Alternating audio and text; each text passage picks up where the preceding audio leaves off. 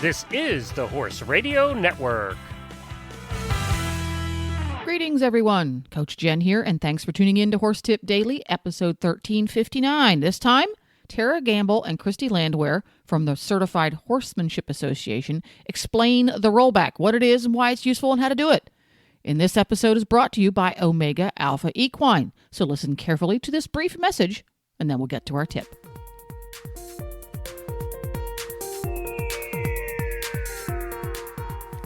Omega Alpha specializes in natural formulations for enhancing equine health and performance, and they know how much personality and behavior can factor in the quality of our relationship, whether we're an Olympic-level competitor or modest weekend warrior. That's why they've created 3 different all-natural formulas to help us get the most out of our horse-to-human relationship. Chill Liquid, formulated especially for horses with pre-performance jitters.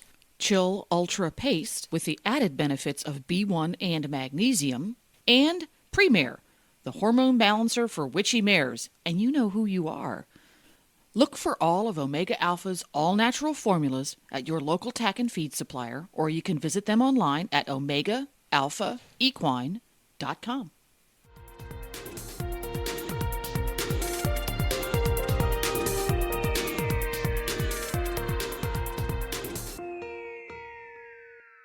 Could you go into now what a rollback is and when a horse and rider might be ready to do that movement? There's 4 components to it.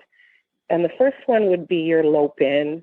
And that's, for example, since we're going to the left today, let's continue going to the left. For example, the rider would be loping, and I would have them start large on the arena, which just means the whole arena. And they're going to be loping, following the curves. And I'm going to have the rider come off the rail about 10, 15 feet. So essentially, they're riding on the quarter lines, and they'll be loping around. The second component to that rollback is going to be the balance stop. And you want to make sure that your timing is correct. So I'll give you a little hint, is when you're counting the 1, 2, 3, 1, 2, 3, as you get to the third beat, that's when you want to sit for your whoa, okay, so that the horse's weight is over their hind end, and that's the second component. Then you're going to do a 180-degree pivot opposite to the direction you came in. So, for example, we said we're loping around on the left. We seem to like the left today. We do our balance stop. We're going to ask the horse to pivot on their right hind leg towards the right. They do a 180-degree turn. And just as you're coming around that turn, you're going to ask for the right lead and ask the horse to lope out. So those are the 4 components to that maneuver. And if you break it down, you can see that they're fairly advanced maneuvers, and it takes a pretty athletic and well-trained horse to accomplish those maneuvers. Yes, but I'll tell you, doesn't it look fun when you're watching, let's say, a reining pattern, or you're watching even Grand Prix jumping, right? Sometimes they have to do a rollback. It is so fun to watch. Yeah, it really eliminates those that have done their homework or not. So in your opinion, what are different maneuvers that a rollback might be used for? I know we tend to say a turn back and a rollback is more Western, but there's certainly some English reasons for people writing English why these would be used as well. So what are some useful things for rollbacks out there? Yeah, well, you mentioned the most obvious would be like cattle and ranch work and reining and Western horsemanship. But in English, too, it just shows a really well-schooled horse. And what I find is when the horse is able to pivot from a canter or a lope, that they really have some good athletic ability.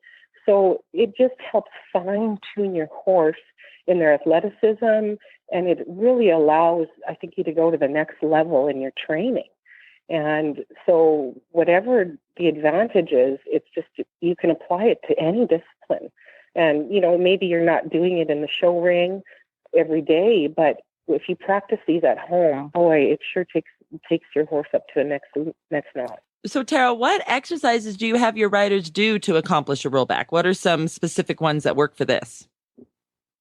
Yeah, that's a great question as well, Christy. And I think, first of all, is breaking down those 4 components like we talked about, and being able to have your rider execute those, independently before you attempt the rollback. So things like loping, and I would really recommend that your horse could lope on a circle and a straight line, that you practice some lope departures from the stop, as well as stopping from the lope. And those are things that are progressive. So, those of you that are listening and you're all pumped up because this sounds so cool and exciting, which it really is, and it's really a fun thing to do, I would just recommend that you start gradually and do things in a logical sequence so that your horse is prepared and you as a rider, because I'll tell you, I have a 15-year-old reining gelding, and boy, if you're, first ride out of the season in Canada, we tend to have a long winter, so I get a little bit out of practice, and then come spring, I get on my horse.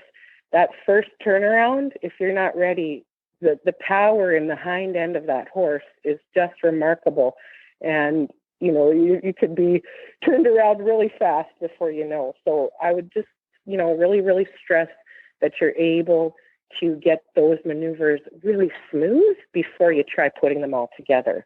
And I think, the obvious is turnbacks as well, being able to practice some turnbacks before you go into the rollbacks. And, some fun things you can do for your students or even you riding is practice these components in patterns with cones and markers.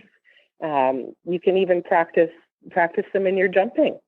So, or flat work, so that you go up, to the corner and ask for a rollback and just sort of add your speed as you go. Because that's one thing, sort of, Glenn, you alluded to when you've done the rollbacks by accident, is you can always add speed, but it's sometimes hard to take away when. Well, that's a wrap. You can find links to today's guests, as well as lots more tips, at horsetipdaily.com. This podcast was made possible by the generous support of Omega Alpha Equine and listeners like you. You can find more about Omega Alpha Equine by just typing into your search bar Omega Alpha Equine, or go to www.omegaalpha.com.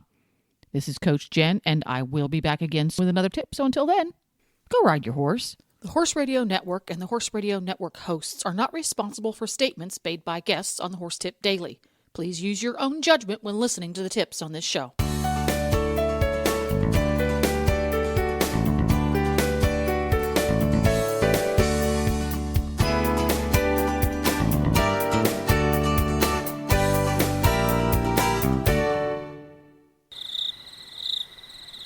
Easter egg time. Thanks for listening to the very end.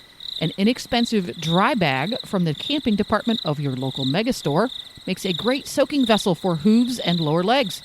Reinforce the bottom with a bit of duct tape and create suspenders if your horse is a mover.